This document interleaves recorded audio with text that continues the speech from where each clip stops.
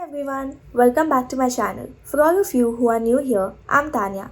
I came to Canada as an international student and now working over here full time. So guys, this video is for all of you who are aspiring to come to Canada and study over here. Some time back, I had uploaded a story on my Instagram channel where I asked you guys what were your most common questions related to study in Canada and student visa. And we are going to be answering the most common questions today. And one of the main concerns that a lot of you had was how to avoid your visa from being refused, because we've been seeing so many refusals currently. So, how do you avoid your visa from being refused? So, we are going to be answering this big question today as well. And to give answers to all of your questions, I have an immigration specialist with me today. Her name is Kohinoor and she'll be joining with us right now. So let's get right into the video. Hey everyone. So I have Kohinoor Roy with me today and she's going to be answering all of your student visa related questions. So before we begin, Kohinoor, would you like to introduce yourself to the audience? Yeah, sure. First of all, thank you, Tanya, for inviting me to your YouTube channel. I am really honored. And my name is Kohinoor Devroy. I'm a RCIC. I'm a regulated Canadian immigration consultant. Me and my company are based in Edmonton, Alberta. And and it's pretty cold here. So talking about students, and I know there are so many of them who are watching this video right now and aspiring to come to Canada. So can you in brief just explain what is the process of applying for a study visa? What are the things that you need and who are the people who are eligible to apply? Yeah, sure, I will. So first of all, I'll start by focusing a bit on what's going on in the immigration industry. Now, coming back to your question about who could go for and, what are the usual procedures. So anybody who's minimum the age of 18 has completed their secondary capable. So if you're capable of paying the tuition fee, you're financially sound, you have a stable background. So, and also importantly, a minimum of CLB 6, like your Canadian language benchmark 6. So pretty much if you check off these boxes, you are there. You can think of approaching or getting started with your study visa journey. So is there an age limit to a certain person who can apply for study visa? Technically, by law, no. The short answer is no. Anyone and everyone who desires or has a proper plan can come to study here. But there are certain, technicalities and aspects based on which your study visa application is evaluated when it reaches an immigration officer. So I would say yes, those factors, your ties and other things. So it's not one particular element which is considered that means, oh, you have 20 years of gap or you are too old to study. No, there is no one such factor, but an amalgamation of various factors put together. Right. Okay, that makes sense. So I know the most common stream is SDS. I also came through SDS, but I've heard about other streams too. So is there anything else that people should know about these? So anyone who's planning to come to Canada to study, the two common pathway are the standards are the regular stream and the SDS stream. SDS, which is also known as the student direct stream, is dependent on where you live, your country or citizenship. There are certain select countries who qualify to apply under this stream. At the top of my mind, definitely it's India. It's Philippines, Vietnam, Morocco. All students who are coming from any other country would go under the regular stream. Now, what is SDS? So SDS is basically an expedited stream. So it has faster processing time, that is within 20, business days or calendar days, your visa is processed. And it depends on your capability of paying your tuition fee, what kind of settlement funds you have, and when you have lost the kind of gaps you have had before. So these are the parameters based on which you qualify to apply under the SDS stream. Okay, so talking about timelines, if a person goes through the SDS stream, when do you think they should start applying and how many months does this process usually take? Okay, yeah, that's a good one. That's a good question. So, in a sense, I would say the earlier the better. Minimum, I would say 8 to 10 months. 10 months for sure, because it's not about just the visa aspect. Various other things are also included. For example, the admissions part, university selection, course selection, going through those steps. Those are crucial to your study visa, because those are the key things that kind of support your education pathway, the immigration program. So I would say the earlier you start, better it is, because there's lots of documentation involved there. So give yourself time so that you're not rushing in, and you can, when you're just at the end, you're submitting your application, you're not very nervous, you're confident, it's not the last moment thing. So earlier the better. Right. Especially during this time when the timelines already they used to be so long and now it's taking even longer. And Correct. there have been situations when students, the courses have started and they are stuck in their home country I and they know, I haven't know. got their visa. So I really Yeah. think at this point it is even more important to pre-plan and begin the process earlier. So let's talk about a few more criterias. Sure. A lot of students have this question that if they have backlogs, would they Mhm. still be eligible to apply? What's the limit to that? Okay, so the short answer is yes. People can have backlog for various reasons. It could be medical reasons, family reasons, you get married, you move somewhere, work. Maybe you're just simply working after completing your degree or whatever. You're just simply working. So it's definitely possible to to apply or come for a study, for a career change or something, even after having a gap. But what becomes creative at this point is that your application is very important. So there are certain aspects you should be taking care when you have a gap and you're coming back. Number one would be choosing your school, what kind of school you're going to study, what kind of course you're going to study, how does it tie to your previous courses of study, what you have studied before, how does that selection tie to your profession, what you're currently working into. You may have a dual intent. Dual intent is not a problem. But again, at the same time, you have to remember when you're coming under a study visa, it's a temporary visa. Your intent is temporary. So you should be able to prove that after the completion of your course and after the completion of your tenure, you are in a position to return back to where you are. Right, that makes sense.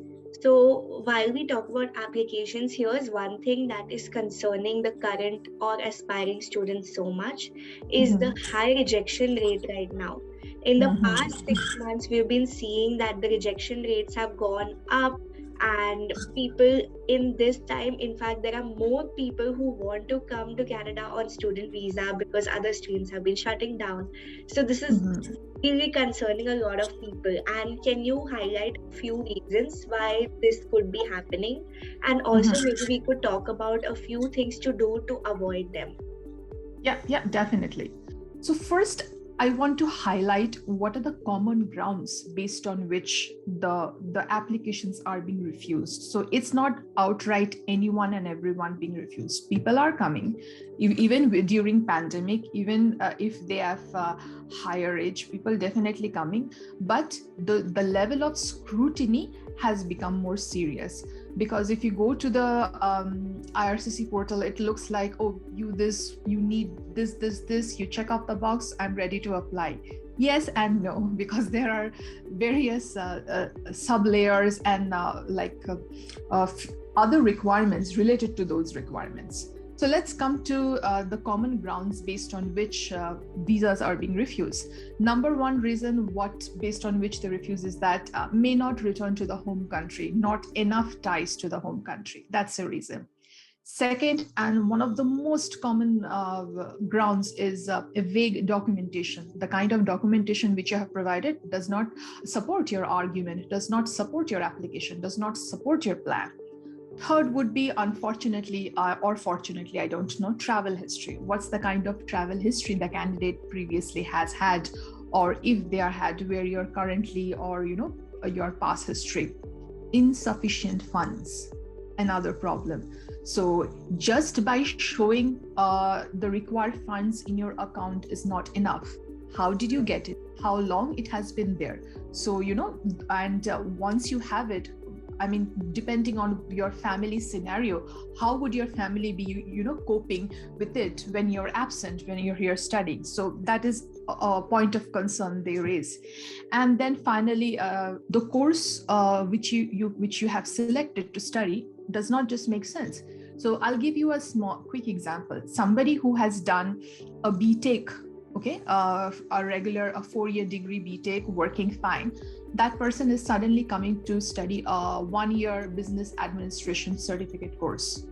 And that person had worked in a construction kind of industry. So it's complete mismatch of everything.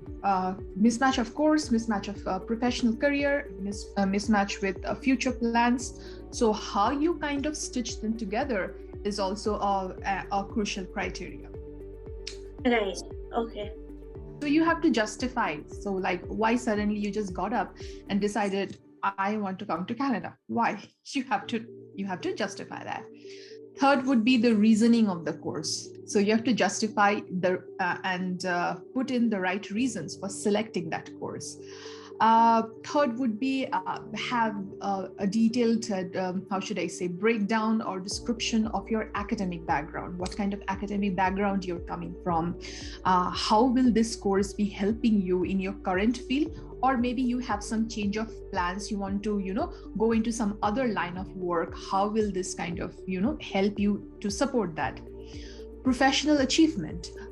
Maybe this study decision which you have taken is not solely yours. Maybe you have been encouraged by people from your professional background, from work. They have supported you, or there is some kind of advice or direction showing that, hey, you know what, why don't you go and take this course, or maybe pursue higher studies. It will only be amplifying your present skills. So that is one thing. What are your long-term goals? What are your life plans? What do you plan to do with, in the next coming days? Whether you live in Canada, whether you go back to the country where you come from, whatever it is, what's your overall goal? And finally would be the aspect which one should be putting in is that why a particular university. So say, for example, you select a particular university in BC instead of another university in Ontario, hypothetical. Why did you do that? How will this course or this university have the offering which you currently are looking for? So in a generic sense, these would be the main attributes that makes for a strong statement of purpose, I believe. Also, I have heard from so many people that when writing an SOP, you shouldn't show that you plan to stay in Canada. You should show your ties back home. How true is this? As I mentioned, dual intent is not a crime. You can have dual intent. I mean, if you're coming to study here and in the future you want to, live here as well. But when you're working on a study permit, the focus should be on the study and not on the future, because that's how when they are evaluating your application, that particular aspect they see. Why is the student coming here? Under which program is he coming here? Does this particular student meet the requirements of this program? What is the background? So things are evaluated objectively. So it's not together. So for all of this, I feel like, again, you need to have a big timeline and you need to have ample of time to write this SOP, because this seems like a very big and important task. So people should give enough time to it and not do it a night before their submission. Oh no, definitely not. When I am working with different students, it's a lot of back and forth, and ideally students who are the aspiring students, they should be writing their SOP because it's their statement. They are writing about their life, and once I've written that, an expert eye can take a look, and from there it could be taken forward. It could be fine-tuned or made better. More angles could be brought into it.